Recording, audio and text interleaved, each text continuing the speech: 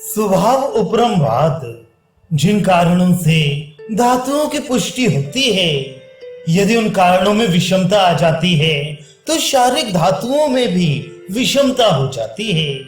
यदि कारणों में समता रहती है तो देह धातुओं में भी समता हो जाती है। इन धातुओं का नाश स्वभाव से ही होता रहता है। स्वभाव उपरमवाद का दार्शनिक आधार उत्पन्न होने वाली वस्तुओं की उत्पत्ति में कारण होता है, पर उनके नाश में कोई कारण नहीं होता। कुछ लोग हेतु का ना होना ही नाश में कारण मानते हैं। विमर्श तात्पर्य यह है कि धातुओं की उत्पत्ति में आहार, रस आदि कारण होते हैं, पर धातुओं के नाश में कोई कारण नहीं होता, क्योंकि नाश स्वभाव से ही होता रहता है। इसी प्रकार आहार की विषमता से धातुओं में विषमता उत्पन्न हो जाती है, पर विषमता के नाश में कोई कारण नहीं है। इस सिद्धांत के अनुसार जो ये बताया गया है कि मधुर, अम्ल, लवण रस से वात की शांति होती है, अर्थात उसका नाश होता है। इसका तात्पर्य यह हो सकता है कि मधुर आदि रस अपने समान गुण बनाने वाली धातुओं को बढ़ाने वाले होते हैं। ये बढ़ी हुई धातु या दोष अपने से विपरीत गुण वाली धातुओं और दोषों को कम करते हैं। अतः ये रस वात शामक है, ऐसा कहा जाता है। मधुर, अम्ल, लवण रस पूर्ण रूप से कफ की वृद्धि करते हैं, और अम्ल, लवण रस पूर्ण रूप से पित्त की वृद्धि करते हैं। अतः इससे वायु में दुर्बलता स्वभाव से ही आ जाती है। जब दुर्बलता आ जाएगी तो वायु की शांति स्वभावतः हो जाती है। इसी प्रकार अन्य धातु और दोषों में भी समझना चाहिए कि अपने विपरीत गुण वाले दोष या धातु के बढ़ जाने से अपनी हानि स्वभावतः हो जाती है, इसलिए उत्पत्ति में कारण माना है। इसी तरह चक्रपाणि ने दीपक के जलने में तेल बत्ती का कारण माना है, पर उसके बुझने में कोई कारण नहीं माना है, क्योंकि वह स्वभावतः नष्ट होता है।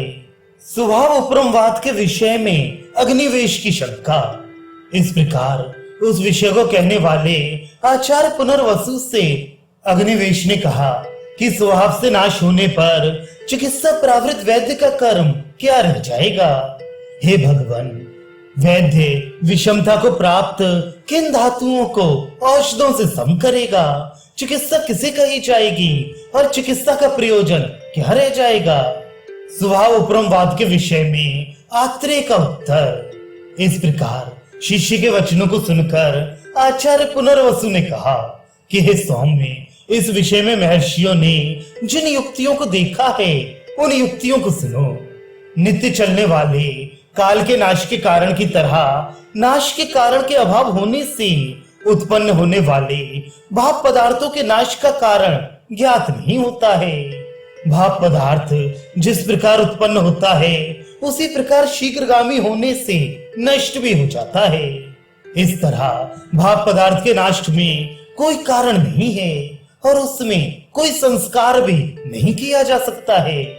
विमर्श यहाँ ये बताया गया है कि नाश के कारणों का अभाव होने से भावों के नाश का कारण ज्ञात नहीं होता।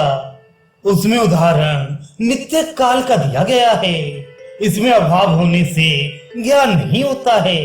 ये दो रूपों में हो सकता है। जैसे अत्यंत अभाव, खरगोश के सींग का अत्यंत अभाव होता है, अर्थात उसकी उत्पत्ति भूत, भविष्य, वर्तमान किसी काल में नहीं होती है। इस प्रकार भावों का नाश होता है, अतः ज्ञान नहीं होता है या उसमें ज्ञान की योग्यता नहीं है। चक्रपाणि के मतानुसार जिस प्रकार पृथ्वी में कोई कील गाड़ दी जाए और दिखाई ना पड़े तो अंदर कील रहते हुए भी उसका ज्ञान नहीं होता है, इसी प्रकार वस्तुओं के नाश के कारण रहते हुए ज्ञान की योग्य वह कारण नहीं है, इसलिए उसका ज्ञान नहीं होता है। चिकित्सा की परिभाषा और वैद्य का कर्तव्य। जिन क्रियाओं के द्वारा शरीर में धातुएं सम होती हैं वह रोगों की चिकित्सा है, और धातुओं को सम करना ही वैद्यों का कर्तव्य माना जाता है। चिकित्सा का उद्देश्य शरीर में धातुओं की विषमता किस प्रकार उत्पन्न ना हो और किस प्रकार शरीर में सम धातुओं का संबंध बना रहे, इसलिए चिकित्सा की जाती है। धातु साम्य प्राप्ति का साधन, धातुओं के विषम होने के जो कारण हैं, उनको छोड़ देने से और धातुओं के सम होने के जो कारण हैं, उनका सेवन करने से शरीर में विषम धातुओं की परंपरा नष्ट हो जाती है और धातुएं सम हो जाती हैं। चिकित्सा प्रावृत से लाभ, क्योंकि चिकित्सा प्रावृत वैद्य समता उत्पन्न करने वाले कारणों से शरीर में धातुओं को सम बनाता है, इसलिए देह सुख और आयु को देने वाला कहा जाता है। वैद्य देह सुख और आयु को देने वाला होता है, इसलिए यह भी कहा जाता है कि वे इस लोक में धर्म, अर्थ, काम और मर जाने के बाद स्वर्ग या मोक्ष को देने वाला होता है। विमर्श अर्थात जब शरीर सुखी रहेगा और आयु बनी रहेगी, तभी मनुष्य धर्म, अर्थ, काम इनसे संबंधी कार्यों को करेगा और ऐसा कार्य करेगा जिस कार्य को करने से इस लोक में प्रतिष्ठा होगी और मरने के बाद स्वर्ग या मोक्ष की प्राप्ति होगी। इसलिए इन सभी को देने वाला वैद्य होता है, ऐसा कहा गया है।